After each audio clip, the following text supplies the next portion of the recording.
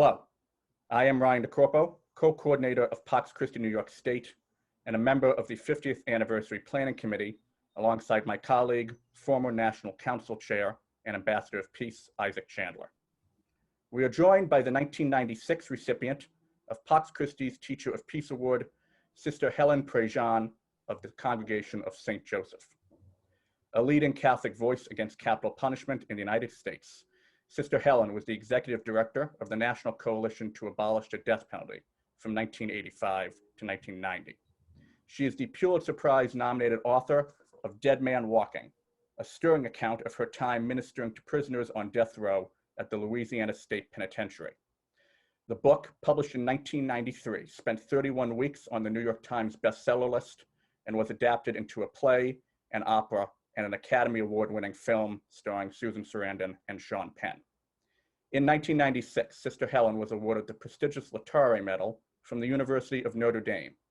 Past recipients of that award include Dorothy Day, Walker Percy, Helen Hayes, and President John F. Kennedy. Her second book, Death of Innocence, includes a dialogue on capital punishment between her and Pope St. John Paul II, and her latest book, River of Fire, was published by Random House in 2019. Sister Helen, thank you for joining us today. Glad to be here. So Isaac has asked me to ask the first question, so I will begin. How did you first become connected to Pax Christi USA? Well, Pax Christi is very operative in New Orleans in the 80s when I first woke up to justice. As I say in River of Fire, it took me a while to understand that the gospel of Jesus was more than just about praying for poor people and just practicing charity to everybody around. It was about justice. Pax Christi was the first Catholic organization I knew. And then it was the time of the whole nuclear scare. And so you had, the Berrigan brothers in there. And it was very operative and good friends in it. Sister Margaret Maggio, Sister Kathleen Pittman, Father Doug Dusson, for a while was the national chair. So they introduced me to the Catholic connection through Pax Christi, which I always loved. Awesome. Sister Helen, the specific emotional and spiritual challenges of working with death row inmates is clear. What brings you joy in your ministry? Them, grace in them. Human beings being tortured. We do not have a Supreme Court that acknowledges that when you take a conscious, imaginative human being and put them in a cell the size of a small bathroom for 20, 30 years and take them out and kill them, is the practice of torture, which has been defined in the UN Convention Against Torture as an extreme mental or physical assault on someone rendered defenseless. We do not have a Supreme Court that acknowledges that the death penalty is torture or that it is cruel punishment. But grace, the gospel, brings us into situations, and I met in people who are supposed to be the disposable human waste of our society, who must be killed in order for us to be saved. And I met grace in them. My joy is seeing the grace of the gospel in people who are supposed to be the throwaways. And the joy of being in a big, big issue of our time, like my boat hit a really big current in human rights.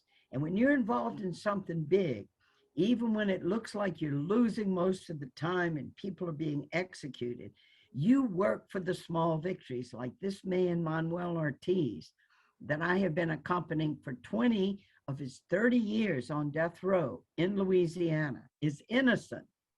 And we are working, you work closely with teams of lawyers and people to do what you can to save this one universe of a life. And when you're working on something really big like that, there's joy because there's purpose in your life. You know why you get up in the morning?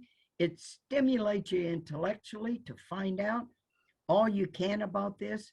And it also stimulates you to go out to the people, to talk to the people, to help the people to understand that we can't do this anymore. So it's driven by compassion. driven by compassion. No human being ought to be suffering like that. What's wrong with this system? What's the mindset of our Supreme Court? What's the mindset of so many of our people who say, yeah, the death penalty is a good thing? If I can get right into the dialogue I had with Pope John Paul II on this, the occasion happened through a man I wrote about in this book, Death of Innocence. He's the second man, Joseph Odell in Virginia. Italy got involved with this man's case, an innocent man in Virginia that Virginia was trying really hard to kill and then eventually did. Pope John Paul heard about Joseph Odell. I was working with Joseph Odell as the spiritual advisor. In the end, Virginia did kill Joseph Odell, but the people of Italy shipped Joe Odell's body over to Italy to bury. And in that process, in person, I met Pope John Paul. And preceding my in-person visit, I got to write him a letter. And in it, I just said, Your Holiness, I keep meeting Catholics who say they're pro-life. And I get it. Pro-life Catholics, that's us, from womb to tomb, the dignity of all life. But when it comes to the death penalty, they draw a line. They're really pro-innocent life. But when it comes to guilty people, and then in this letter, I took the Pope with me, because what you do is when you're a witness, you take people with you into the place as a witness. And I brought him with me as I walked to the electric chair with Pat Saunier I, who was the first person, his story in Dead Man Walk.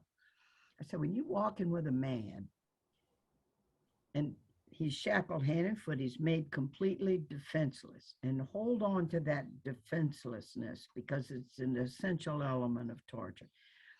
And he's surrounded by 6 guards. We're going to walk down this hallway. They're going to strap him in this wooden chair, and they're going to pump 1,900 volts of electricity through his body in a number of minutes. It's the last minutes of his life. And as we're walking, he kind of turns to me and he says, Sister, please pray God holds up my legs as I make this walk. And I said to the Pope, where is the dignity in taking a human being and making him utterly defenseless and intentionally killing him?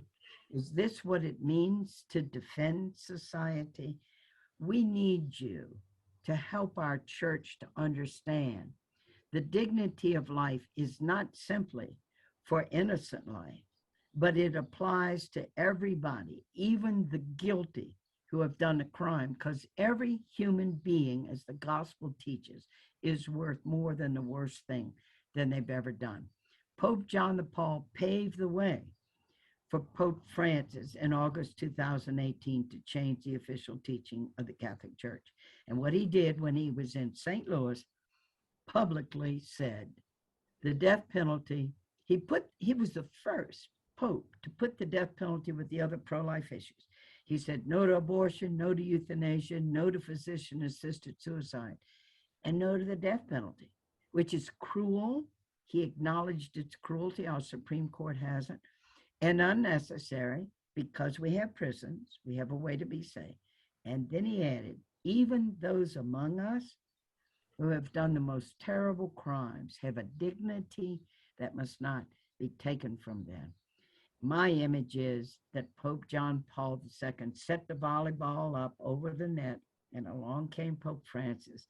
And then in August 2018, for the first time, put into Catholic teaching in the Catechism, no matter how grievous a crime, we can never entrust over to governments the right to kill their citizens. Up to then, the teaching of the Catholic Church had always acknowledged the right of the state to take life, and it changed it forever. Now that's a change in a document, and as Pax Christi knows, any of us working for peace know, it's one thing to have a document, it's another to awaken the minds and hearts of the people, to have a change of heart, to understand and to have passion that this is what we must do, that we must work to change this. Sister, you mentioned Elmo Patrick Saunier, whom in 1982 you became the spiritual director to and accompanied him until he was executed via electric chair in June of 1984. Where do you find the moral and spiritual courage to do this work? What sustains your faith in God? Well, what I was saying earlier, where's my courage? Where's my faith? I'm working with people who are up against death and considered disposable human waste. I meet that in them. You know, and Pope Francis is really big on this, the whole thing of the gospel of encounter. So we have these images of these immigrants coming across the border, you know, all these conspiracy theories of people that, you know, it's you encounter, you meet real people. You go into prison, you go meet real people. And one of the things it does for you is it puts you in touch with your own cushioned, privileged life, educated, community of support. And here are people, 90% of people who are on death row were abused as children and experienced violence. They experience violence, and one day they act out in violence, and then in violence, the state wants to kill them. So we do not want to talk much about my spiritual courage.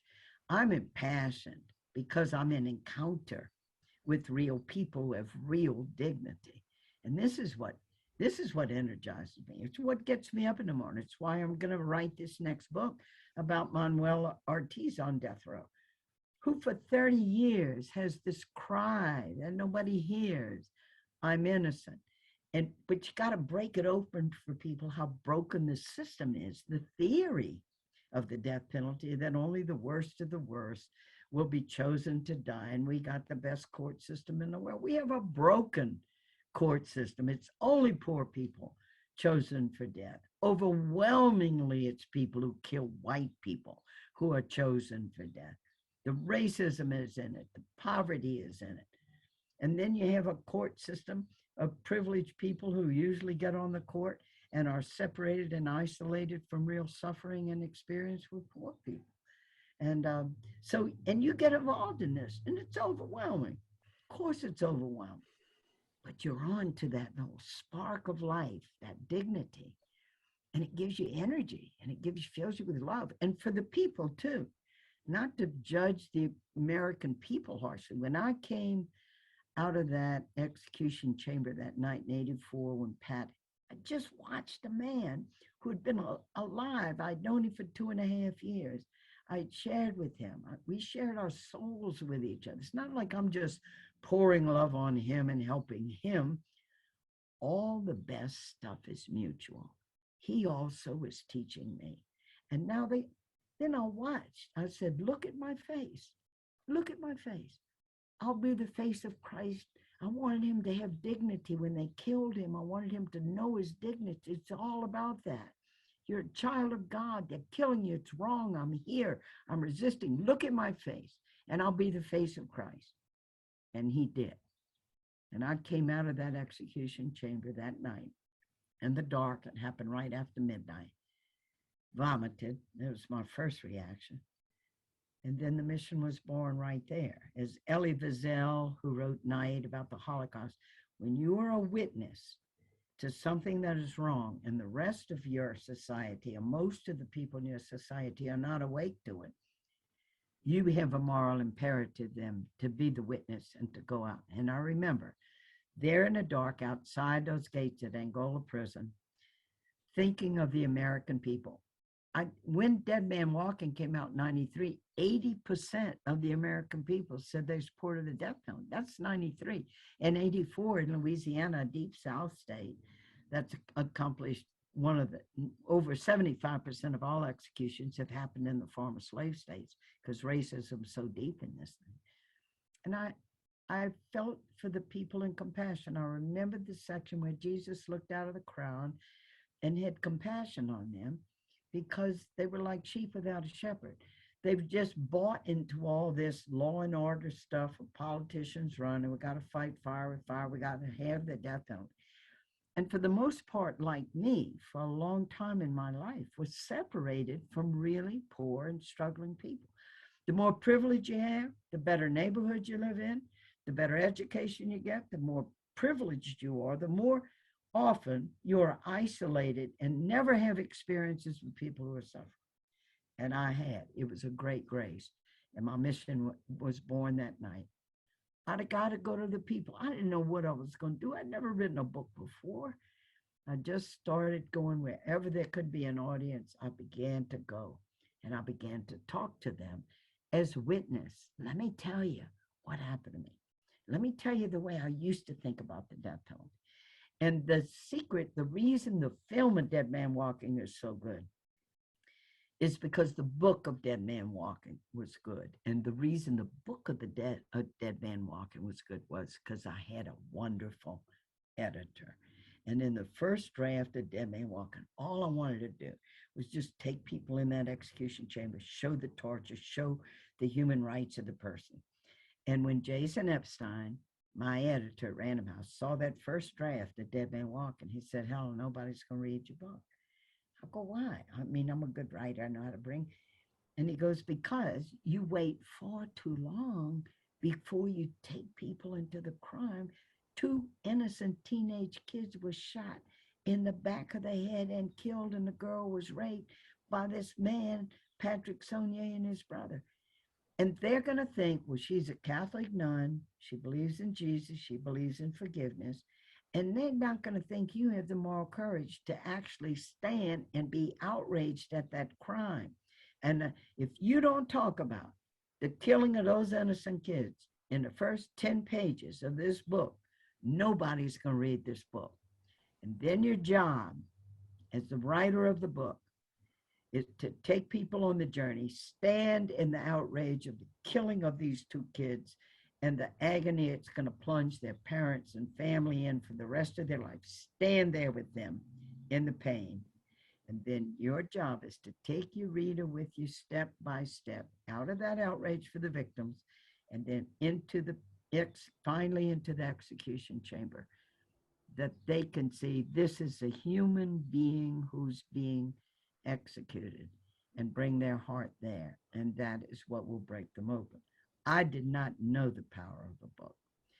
Tim Robbins said it was the easiest screenplay he ever wrote, because he said what you want to do in a film is you want to take people onto the 2 poles of the deep ambivalence that we feel about these moral issues, to stand with the victim's family, what could heal them, and then take them into the humanity of this is a human being being strapped down and killed. Is this what we really have to do as a society? And you don't preach in a book.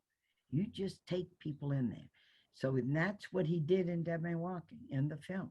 You're going to go, you're going to get into the suffering of the victim's family, and then he takes you into the execution of Matthew Poncelet. You change things from a book because there are 2 death row inmates, 2 sets of victims' families. You have 1 person, Matthew Poncelet composite. And then the bold thing he did in that film was when he brings you Matthew Poncelet, you see his conversion, you see his gradually coming to acknowledge what he did, you see his remorse, you see him about to be executed, you see him asking forgiveness of the victim's family, then you see him laid out on the gurney and executed. And the bold thing that Tim did then in that film was he juxtaposed the death of Matthew Poncelet. He goes back to the murder. Then you see Matthew Poncelet raping the girl, and you see Matthew Poncelet participating in the murder. And he juxtaposed those 2 scenes together at the end of the film. And the theater managers told Tim Robbins when people went to see Dead Man Walking, by the way, it changed the way films were done about the death penalty, away from the formulaic thing they used to do. And the theater managers told Tim that at the end of the film, everybody stayed seated, riveted to the screen till the screen went blank and they walked out in silence. That's what art does. It brings you over to both sides of a moral issue, puts people in touch with the ambivalence in our own hearts, and it opens it so that you can think about things and feel things in a new way. And that's what happened with the film's a miracle. The opera's a miracle. The opera does the same journey for people. It's going to be at the New York Met in September in 2020. Fantastic. Nice. No, it is, because Nice. it reaches a whole other niche of people that normally, so let's go reach the opera people. Let's reach the ordinary people. Let's reach people who never think about this issue. So what about Catholics? Catholics still support the death penalty. Look at the latest car poll that just came out. Why? What's Pax Christi about? And the Pax Christi, the peace of Christ. Is Christ in favor of executions? Does Jesus pull the switch? And look at the way religion is being manipulated by right-wing, violent, nationalist people. I mean, if you read Jesus and John Wayne, who's John Wayne? You get in there and you get it done. If violence is needed, you use violence. And look how religion's quoted by Jeff Sessions, who quoted Romans 13. Obey civil authority. It's the voice of God to justify the taking away of children from their parents at the border. In other words, we enact, if it's the laws in the United States, that's God's authority. That's a theocracy. That's not a democracy. And look how loosely scripture's quoted, because biblical illiteracy is rampant. 13% of the people of this country identified Joan of Arc as Noah's blooming wife. Noah and the ark. Joan of Arc must be his wife. That's how biblically illiterate. But look how politicians use Bible quotes, including Justice Scalia. Look how many Catholics we have on the Supreme Court. Say that it's perfectly fine for Catholics to believe that you can take an alive human being, strap them down, and kill them. They are using religion. It's a perverted religion. Pax Christi, peace of Christ, translated into the issues of our day to uphold the dignity of everyone. So I love being associated with Pax Christi, and I'm glad to be doing this with you today. Isaac, we Thank only you, have sister. a few minutes left, so I would just ask the question, if you want, about if she has a message. If I have a message? Yeah. Do you have a message for our... Did y'all just hear me? No. What we were saying was, do you have a message for our attendees of Pax Christi's 50th anniversary conference next month? What are the issues of today? When Pax Christi in the 80s, it was the whole nuclear threat and stuff. But now where are we today? The mass imprisonment, the legacy that we have of racism and the violence used to uphold that. That's how the whole penal institution got started. What do the plantation owners do for workers? Once their slaves were freed, you set up prisons, you set up jails, you set up laws about loitering to, get Black people in the jail. Then they served their time and said, oh, you need to pay us for lodging and food, and send them to convict work camps, and they were never heard of again. Penal system came right out of slavery. Awakening to racism, slavery, and our involvement in it as a country is a huge theme of violence. That's one of the cutting edges of what we need to be involved in today. Death penalty, the deepest abuse of human rights to take a life, we need to be involved in today. Immigration, where we consider people enemies coming in. Our economic system is a violent economic, capitalist, free market system. We need to dig into all those issues, and we need to use our intellects. We need to use our minds. We need to analyze social systems, and we need to be in there. And our Catholic faith gives us the deepest mysticism, the mystical, the contemplative immersion in the heart of God when we pray, the compassion of God when we pray, and that openness to be called. Now, what am I supposed to do? What am I called to do now? What's the new edge now? Am I doing what I'm supposed to be doing? Am I called to do more? Who are the people I hang with? Am I always with other people just like me? Or do I begin to move out, change the boundaries, as Pope Francis says in the Gospel of Encounter? So we have, what I love about my Catholic faith is that immersion in prayer and meditation, going back to the Gospels, praying, And then the whole thing of embodying it then in action, and the gift of community to do it with. We don't do it alone. And so Pax Christi is a living, active embodiment of the gospel of Jesus. It is a community of people of faith doing the work of the gospel today. And how blessed. I love the words of Jesus. Blessed are you who see what you see and hear what you hear. The kingdom of God is truly among us. Sister, thank you for taking the time to join us. Sure. Thank you. It's great talking to you. Thank you. Thank you. And I will send you, the video will be edited, and I will send it to you when it is available, and it will be posted on YouTube as well. Yep. Thanks. Great Thank to you do. so much. Thank you.